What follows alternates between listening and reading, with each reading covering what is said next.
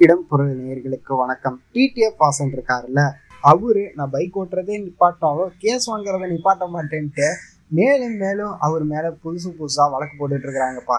என்ன அப்படின்னு பார்த்தோம்னா, இந்த தடவை டிடிஎஃப் வாசன் பைக் ஓட்டுனதுக்கு கேஸ் போடல, டிடிஎஃப் வாசன் வச்சிருக்க கடைக்கு நோட்டீஸ் அனுப்பிச்சிருக்கிறாங்க. அயப்பாக்கத்துல இருக்கிற யூடியூபர் டிடிஎஃப் வாசன் இருக்காருல்ல, அவரோட இருசக்கர வாகன உதிரிபாக கடைக்கு போக்குவரத்து காவல்துறை நோட்டீஸ் அனுப்பியிருக்கிறாங்க. அதிக சத்தம் எழுப்பக்கூடிய சைலன்சர்களை வித்திருக்கிறாரு அப்படிங்கிற மாதிரி சொல்லி புகார் எழுதிருக்குது.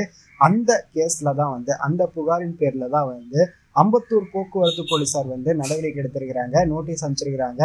உரிய விளக்கம் தர வேண்டி யூடியூபர் டிடிஎஃப் வாசனுக்கு நோட்டீஸ் அனுப்பியிருக்கிறாங்க.